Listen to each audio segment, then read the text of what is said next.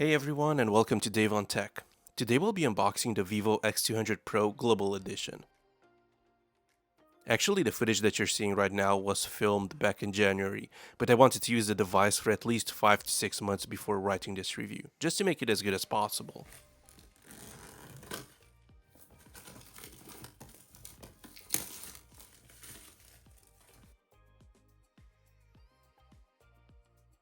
Inside the box, you'll find the device itself, which we will just set aside for a second while we take a look at what else is included. You have the SIM ejection tool, a good quality silicone case, a USB-C to USB-C cable, but no charger included. This is because the version that I'm unboxing is the global version, purchased from Amazon Spain, and not the Chinese version, which includes the 90-watt fast charger.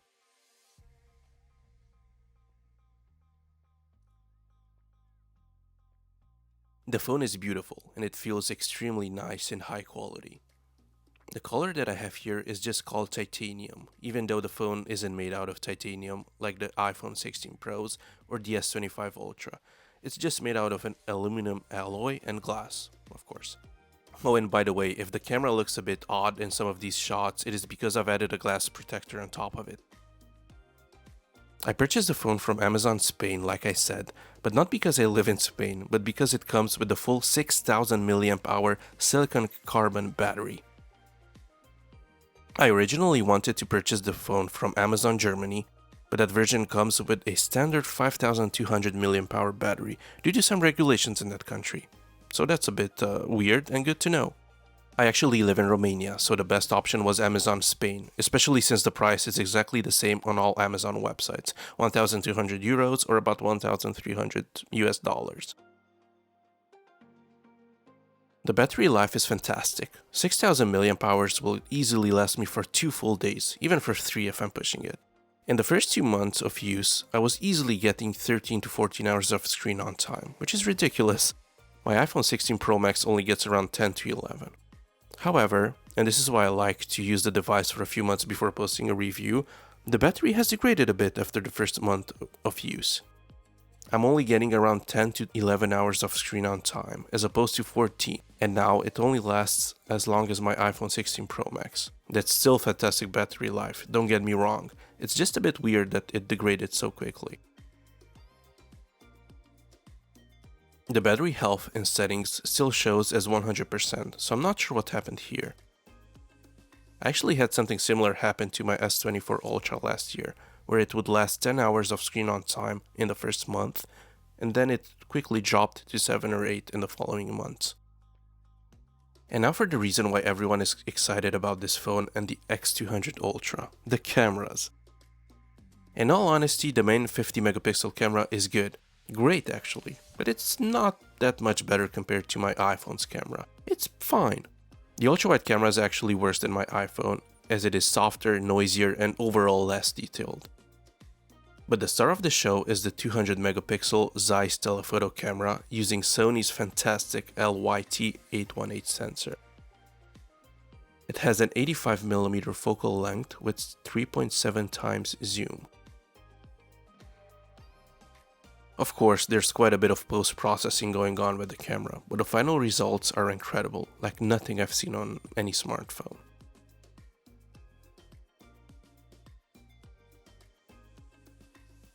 I consider myself an iPhone fan, and I've always had the latest iPhones, but as of January, this Vivo will always be in my second pocket, only because of the camera.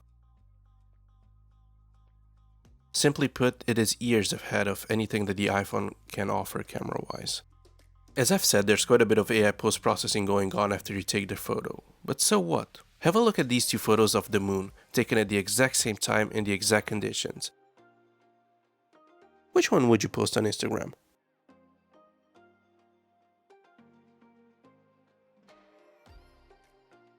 Here are a few photos from our recent trip to Mauritius. A stunning island, it's very beautiful, and if you ever get a chance to visit it, I highly recommend it.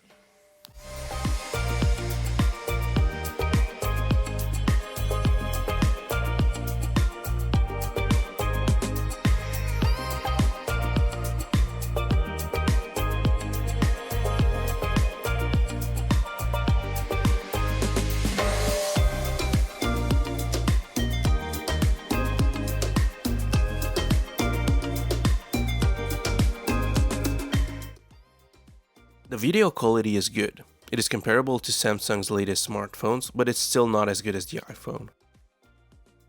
Software is also quite nice, and I actually prefer FunTouch OS over the Chinese version called Color OS. This version has no bloatware and is a bit more intuitive to use. There's quite a large price difference between the global version with FunTouch OS and the Chinese version with Color OS. And if you want to save a few $100s, feel free to pick the Chinese version. It doesn't miss out on anything, and the hardware is identical between the two versions.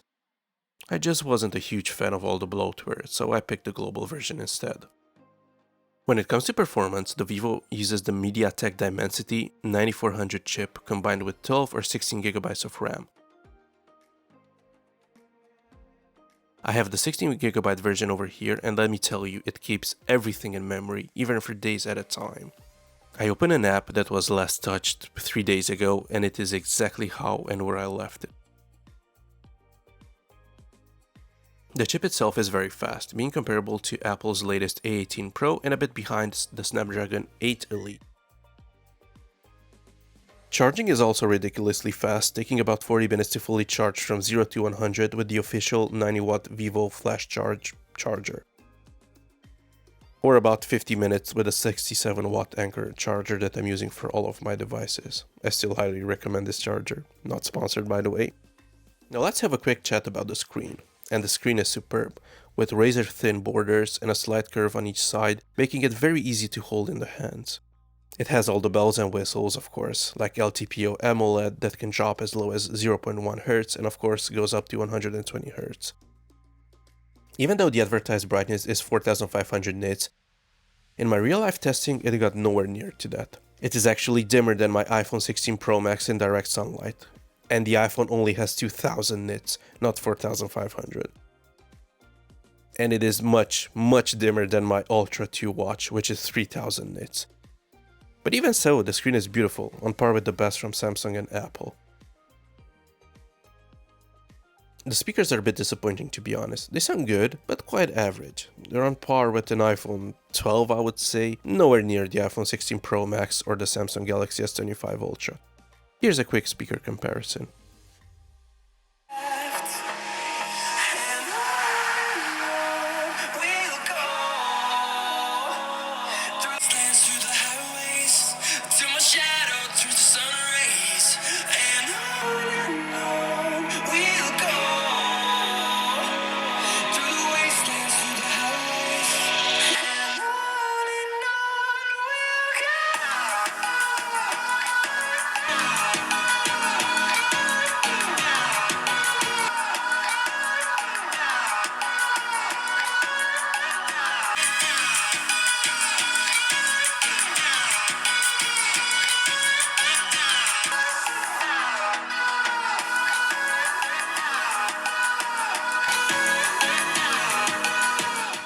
Overall, this phone is fantastic, and if I had to choose an Android device, I would pick this over the S25 Ultra in a heartbeat.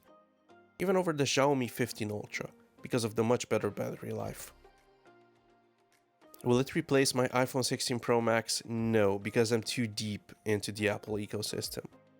But it has definitely earned the rights to my second pocket. As always, thank you so much for watching, and I'll see you in the next one.